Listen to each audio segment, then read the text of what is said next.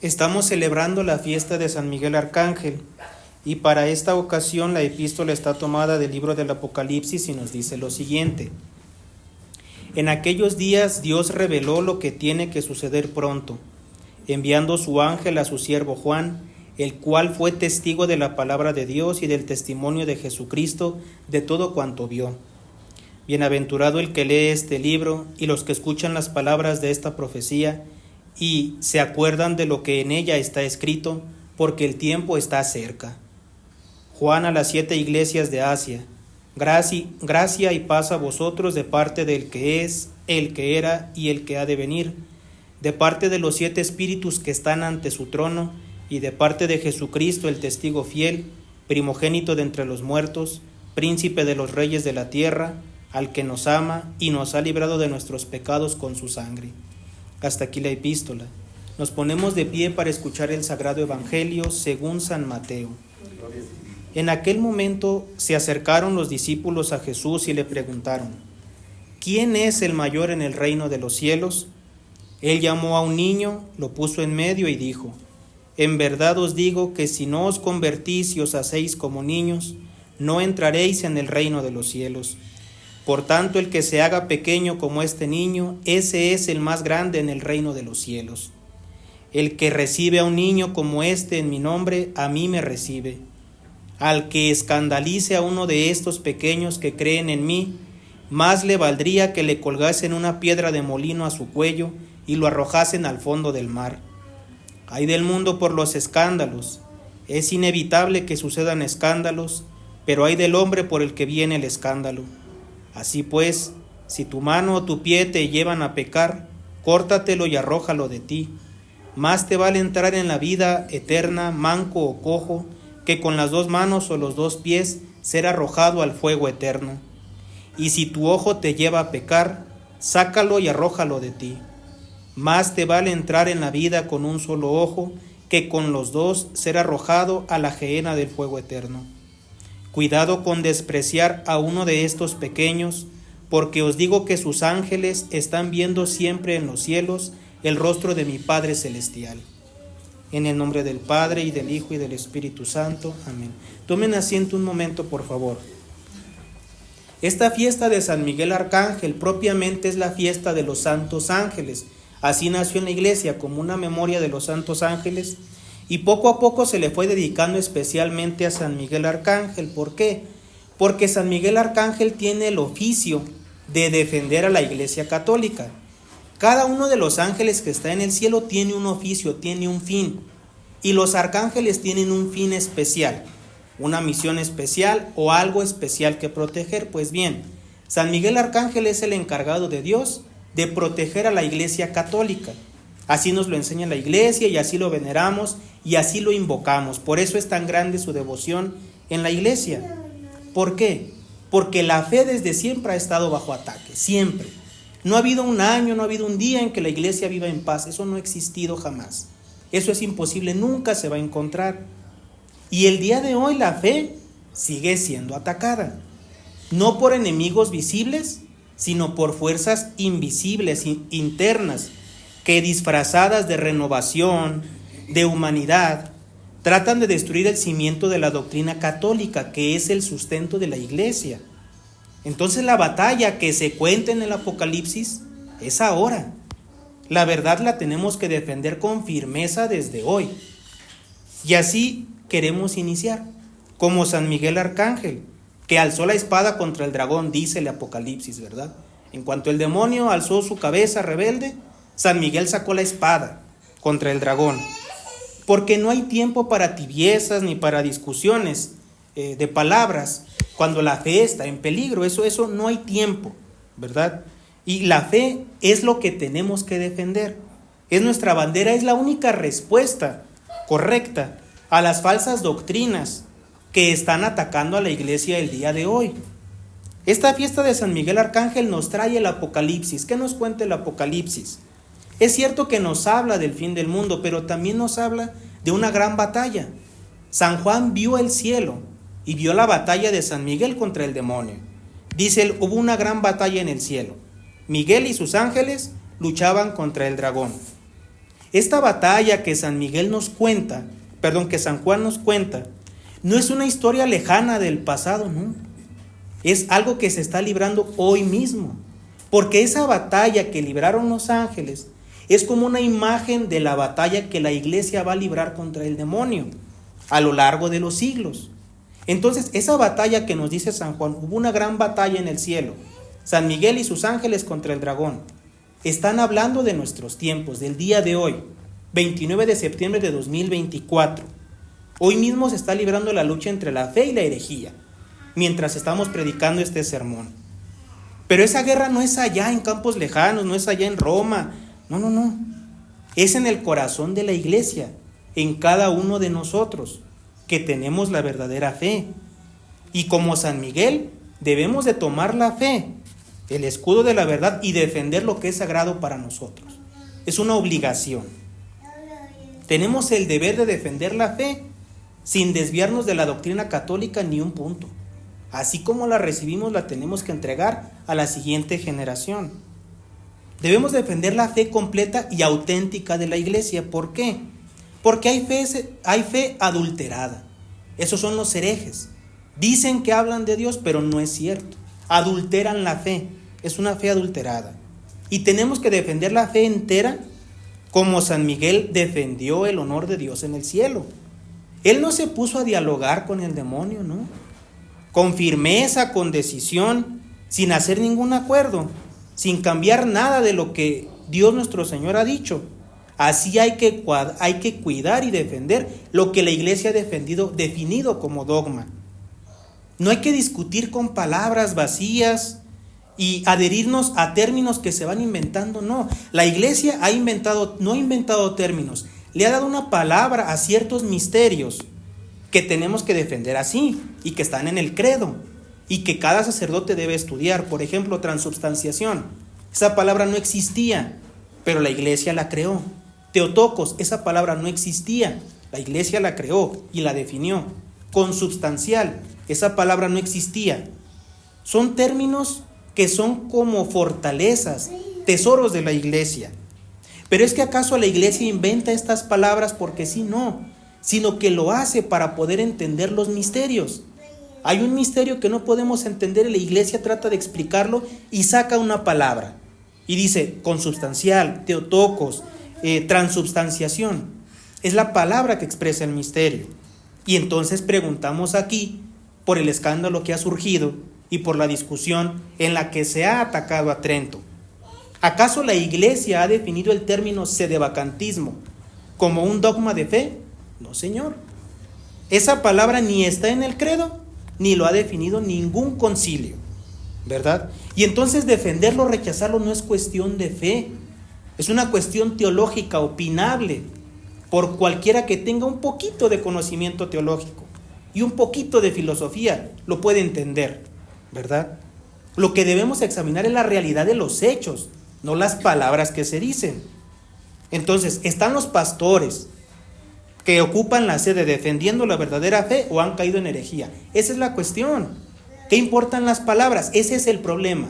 ¿Son o no son herejes? Y la respuesta es sencilla. Y aquí se inscribe el motivo por qué estamos predicando esto, que va a llegar a muchos lados. Y es que esta semana se ha dado un escándalo innecesario y una confusión propiciada entre ciertos enemigos de nuestra sociedad para que los fieles no entiendan o se confundan, ¿verdad? Y todo salió a raíz de algunas palabras que Monseñor Isidro Puente, de reciente conversión, llegó a decir, y los ataques se han lanzado sin el contexto teológico adecuado. La sacaron de proporción, como lo hace todo aquel enemigo de la verdad. No dice las cosas como fueron, sino como él las entiende, como él se las imagina, como él piensa. Es el subjetivismo moderno, ese relativismo moderno que fundamenta nuestra sociedad, en el que si tú quieres ser un perro, un gato, hombre, mujer, puedes ser lo que quieras, porque la verdad es relativa.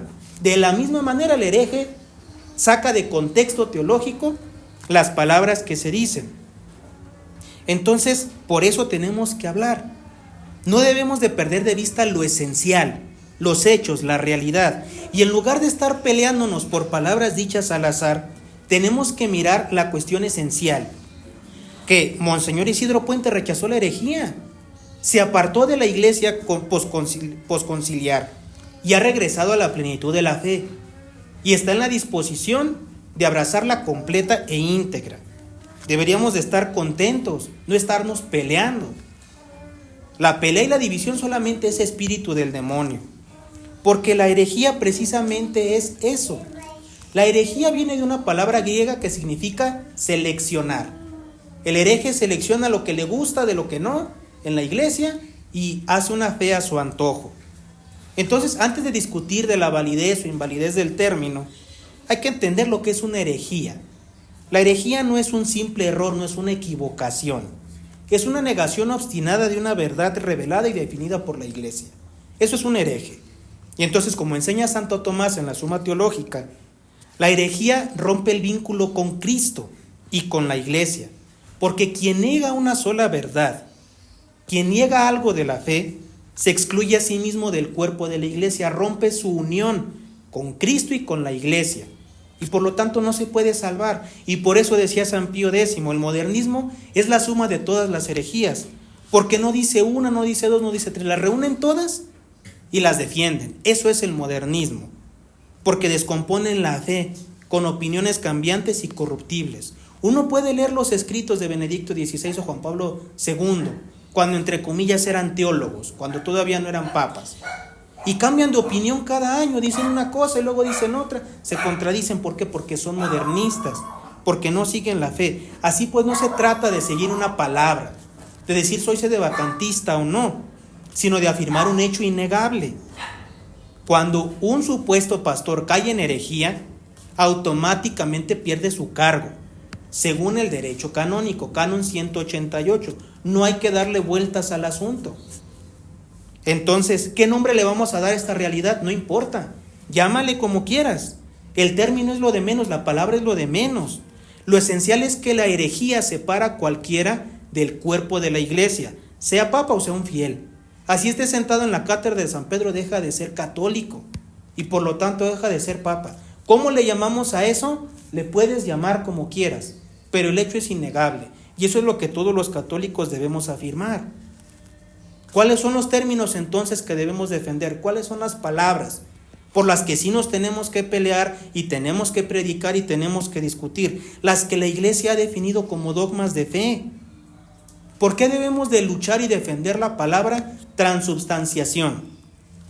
Porque esa palabra va contra los luteranos, quienes decían que el Santísimo Sacramento solamente es una memoria de la pasión. Es una representación y entonces dijeron los padres del Concilio de Trento, no, en la Santa Misa se da la transubstanciación, que realmente Cristo está presente sustancialmente en la Sagrada Eucaristía. Si quitamos esa palabra somos herejes y vamos contra todo el Concilio de Trento. ¿Por qué debemos defender la palabra Theotokos, una palabra griega que se utiliza para decir Madre de Dios? Es una palabra griega que significa eso, Madre de Dios, Theos, Dios, tocos, madre, madre de Dios. ¿Por qué tenemos que defender esa palabra con la vida si es necesario? Porque esa palabra expresa suficientemente la maternidad divina de la Santísima Virgen y combate el error nestoriano que dividía en Cristo dos personas. Esas palabras sí, esas sí las definió la iglesia. Esas sí se tienen que creer y defender. Las otras no las ha definido la iglesia. Los verdaderos términos de fe, palabras que debemos defender, son las que encierran en sí mismas la realidad completa definida por la iglesia. Y a lo largo de la iglesia, a lo largo de los siglos, la iglesia ha ido definiendo esas palabras, ¿verdad? Para protegernos del error. No son palabras vacías. Cuando decimos consubstancial en el credo de los domingos, no se trata solamente de una palabra, sino que esa palabra expresa suficientemente y correctamente la igualdad esencial entre el Padre y el Hijo, tal como lo proclamó el Concilio de Nicea. Y en griego es homousios, no es homoiousios. Tienes que quitarle la i, porque si dices la i eres un hereje. Así de exacta es la iglesia cuando define una palabra, que ni una letra ni un acento le puedes cambiar. Entonces, cuando la iglesia no define esas palabras, no tenemos por qué estarnos peleando siempre y cuando afirmemos la realidad. El hereje queda fuera de la iglesia. El papa es un hereje, quedó fuera de la iglesia y deja de ser papa. ¿Cómo le llamamos? Llámale como quieras, pero esa es la realidad. Allí está y no la puedes negar. Y para entender esto, vamos a contar un ejemplo del gran cardenal Merry del Val. Él fue un gran defensor de la fe y de la tradición en los tiempos del modernismo, porque San Pío X lo escogió como secretario de Estado. Y Merry del Val fue la figura inquebrantable que luchaba contra el error, el que deponía a los modernistas, el que los castigaba, el que los juzgaba, el que iba donde estaban. Y su fidelidad a la verdad le trajo persecuciones y ataques de los herejes. No lo querían, no lo tragaban, como se dice vulgarmente. Los modernistas, irritados por la firmeza del cardenal Merry del Val, lo acusaban, se burlaban de él, lo despreciaban. Y se cuenta que en medio de las pruebas, el cardenal rezaba una letanía que él inventó, que él creó, la letanía de la humildad. Y él mismo, todos los días después de la Santa Misa, se arrodillaba, rezaba su letanía de la humildad, donde en una parte dice: del deseo de ser alabado, líbrame Jesús. Del miedo a ser despreciado, líbrame Jesús. Del temor a ser humillado, líbrame Jesús. Todos los días lo rezaba con devoción.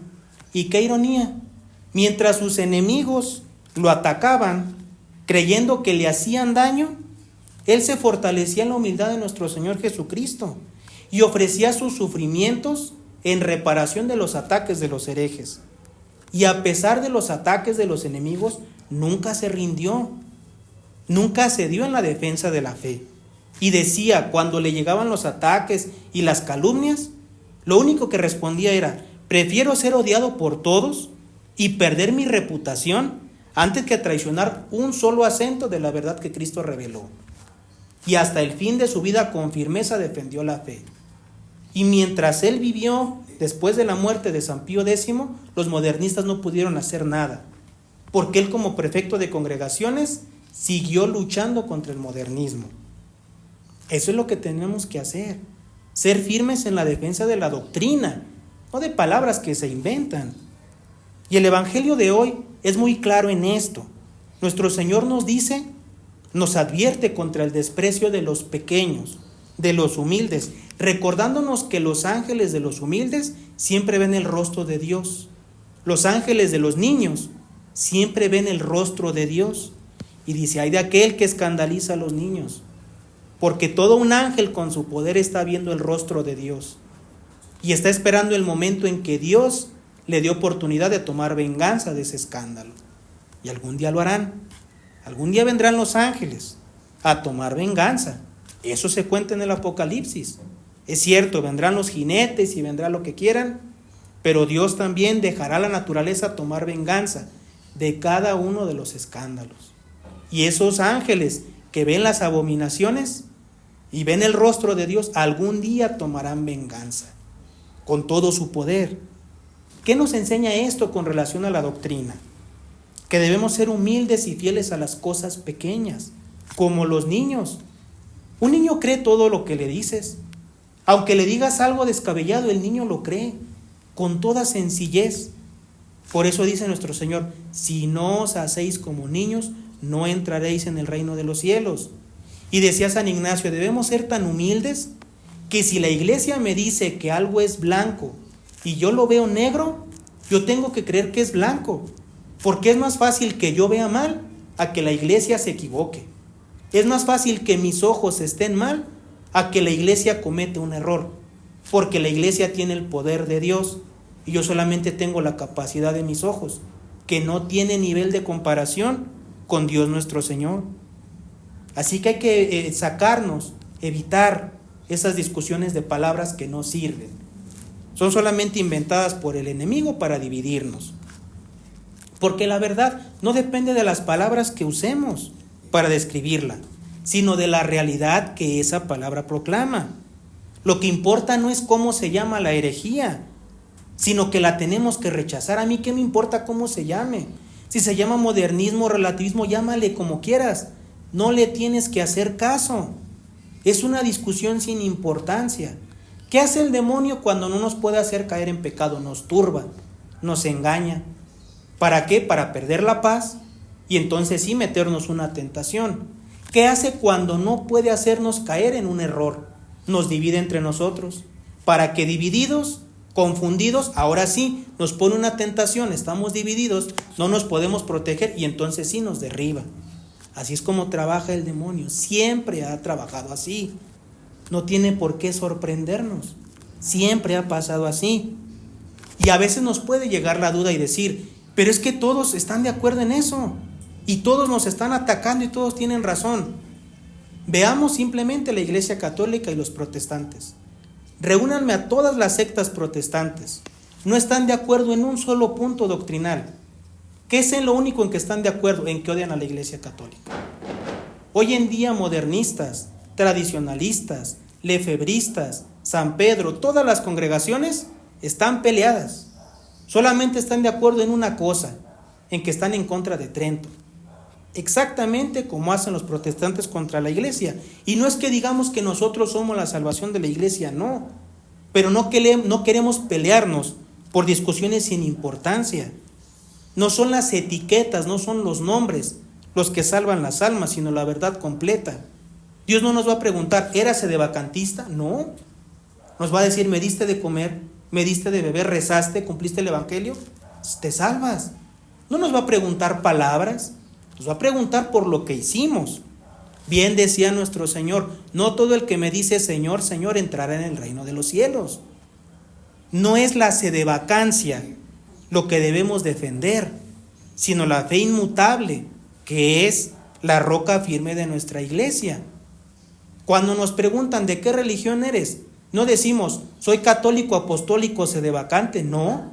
Soy católico, apostólico, romano. Pero en Roma hay un hereje, sí, por eso él no es papa. Yo soy romano, con los verdaderos romanos que han defendido la fe. Y si esa fe es traicionada, no importa quién la traicione. Ni el cargo, ni el título, ni el poder, ni el rango pueden justificar el error. La herejía es herejía, diga quien la diga. La diga el Papa o la diga un simple fiel, sigue siendo herejía y la tenemos que rechazar. Así que, ¿para qué tiene San Miguel en las manos la espada? Todos están contestes o están de acuerdo en afirmar que la espada significa la verdad. Eso todo lo han... es más, hasta en el símbolo de la justicia humana la ponen con una espada, porque significa la verdad es justa. Y la justicia tiene una venda en los ojos porque no hace acepción de palabras y aplica la verdad sin importarle a quién. Bueno, ¿para qué es la espada de la verdad? No es para cortar con las palabras, sino para defender la integridad de la fe. Que nuestras almas estén firmes como San Miguel y que se graben en nuestros corazones aquellas palabras que decía el cardenal Merry del Val: antes morir que traicionar un solo acento de la verdad de Cristo. Y así adheridos a la verdad, podremos decir como San Miguel, ¿quién como Dios? Nadie como Dios. ¿Qué es lo más que nos pueden hacer los enemigos? Lo más que pueden hacer es matarnos. Y con eso nos hacen un favor, porque nos mandan al cielo por defender la fe. Imagínense una persona que toda su vida cometió pecados, fue horrible, hizo de todo, pero al final muere por defender la fe, se va al cielo, directo, limpia todos sus pecados. Entonces nos hacen un favor, literalmente nos hacen un favor mientras nos persiguen. Así que nosotros tenemos que defender la fe y no quedarnos en discusiones inútiles que lo único que hacen es llevarnos a perder el tiempo y desviarnos de la fe. Hay que dedicarnos a defender la doctrina y seguirla como Cristo la dejó. En el nombre del Padre, y del Hijo, y del Espíritu Santo. Amén.